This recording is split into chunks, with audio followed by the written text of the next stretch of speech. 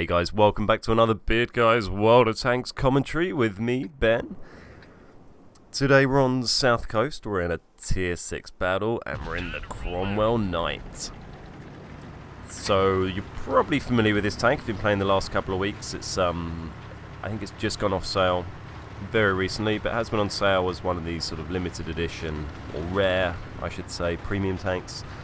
There's pretty much a reskin like the Freedom, and the, what are the French ones called, that tier 8 heavy, the Liberté, that has the like a French flag on it as a livery, and the Freedom has the American flag on it, stars and stripes, and actually has a little flag sticking off it as well. This is the humble British one, tier 6, pretty much the Cromwell. I think it's the Cromwell B, correct me if I'm wrong, but I mean it's pretty much a Cromwell. I think it's slightly souped up. So it's basically a very, very quick and agile medium tank. I'd never used the Cromwell before getting this, and Wargaming gave this to me for free as well, full disclosure. So, but it's a great tank, which I appreciate. It's the first tank I think I've ever got for free. Normally we just give them all out as codes, so that was a nice treat from them. But yeah, this tank is super maneuverable. I can't even think of many light tanks I've used that are as maneuverable as this tank. There's certainly ones that can beat it for speed perhaps, but just the agility on turning is just crazy on this tank, so it's really, really fun. The gun's pretty good, seems to do me well, especially when you've got great agility. You can flank people really well, very easy to get shots away. So I mean, if you have missed out on getting this tank and you fancy giving it a go, just grab the Cromwell and see how that feels. I think that's going to play in a very similar way, if not exactly the same to this. So what we've done here, I'm platooned up with a couple of very good friends of mine, and Chewie and Johnny. And we've pushed over this side. I almost always come over this side from this spawn. I just find you're a lot less likely to get shot from multiple angles. And I've just kind of pushed up to this first stage here, and we're waiting to spot out guys who are coming from where this guy is here, or a bit more round the back corner, that sort of far right east route from their base. And we're also looking out for people sniping from the ridge near their spawn. So you can see that medium over on the left, over near there, but it doesn't look like anyone's popped up. And so I just started pushing on. We basically wanted to get there. I waited for everyone to catch up because I was so quick that no one else was actually anywhere near me by the time we got there. So those guys have caught up a bit now. And we've kind of scoped out what's around here, and it feels like it's time to push. When you're playing, when you're top tier in a match and you with a platoon and you're in a competitive tank, it's always worth pushing pretty aggressively, because if you don't, you can end up, everyone's dead before you get a chance to do anything. So there we go, there was kill number 1, very easy to take out. Pretty lucky to bounce a shot there. It doesn't happen too often in this tank, although it was against a tier 5. And there's kill number 2. And you can also see the great rate of fire this thing's got. What, 3.29 seconds I think I've got on that. I think that's with equipment. And there's Johnny and Chewie in their T-34-85s. So we've taken out all the tanks that were sent down here by the Reds, and we're going to push around on the base, because why not? Go and take out their RT. Just waiting for Chewie to turn left. Thank you, mate.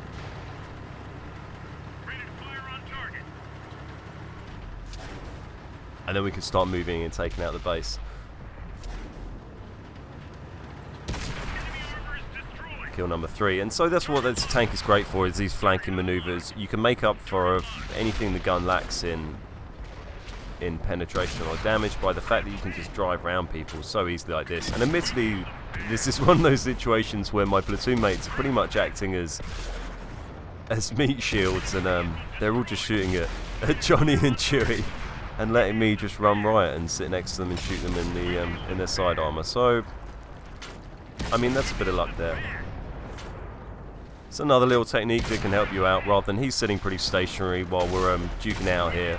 Just try and shuffle around and keep it awkward for them. The harder you make it to hit those, even if you make them miss one shot, that could be the difference between you dying or you not dying. So always just think about making it as hard as you can for them to hit you. Always keep flicking your tank about. See, this is a bit of poor driving here. I think in hindsight what I probably would have done is go around the bottom of that rock and could have come up behind him without eating those. I think I ate 3 shots there, which is really unnecessary. But there you go, you can't do everything. You can't do everything perfectly every time. Right, so let's just quickly pause it, and Well, hang on, we'll pause it in one sec. There we go. So we'll just quickly pause it now. Now, you can see where we're at here. I've just got my 6th kill, which I'm very aware of. We've got 5 reds left on the enemy team, and I've still got a pretty good amount of health. So I'm thinking I could be in chance for a really nice medal here. I'm also very aware of the fact that we just had 2 of my teammates have just jumped on the cap, and we're in a low tier battle, and it's pretty unlikely they're going to get off. So I give them a little shout to attack, ask them to follow me, and we'll see how they respond to that. So we'll unpause it. So I see down here I've got 38 seconds. We've got the ARL low health and a BDR T5. I think they're my best shot for trying to see if I can grab this Radley Walters, or maybe more if those guys get off the cap. Bit silly there, but lucky to only lose a little bit of health, which probably has cost me pretty big. Stupid shot there, an unlucky shot there. I'm guessing that's a bit of server lag, that it looked like it went through him, but I think that just brushed the side of his turret. And then the BDR moves in, and we've got 7 kills. We've got 5 seconds left on the cap, and we're a 1 shot to this BDR. 2 seconds. At this stage, I'm not watching the clock. I've not realised how low it is. They've capped, but see what we can do. 1 shot. Reloading. Can he get the Radley Walters? Oh, saved by the clock. So close.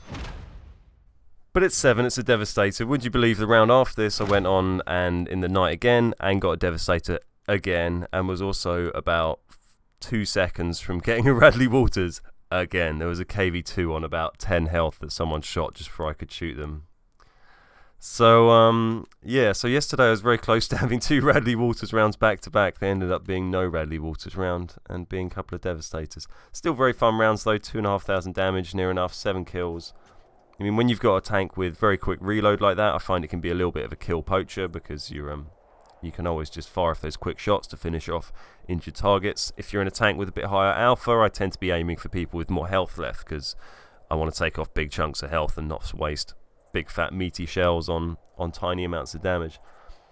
But there you go, that's what can happen. So that's why it's nice to keep an eye out on I guess how your team are doing when you're going to cap like that, or I don't know, I guess it's easier said than done. If I'm sitting in the cap and there's other people on my team engaging and I'm not really worried about losing, I'll probably move out and give them a bit more time.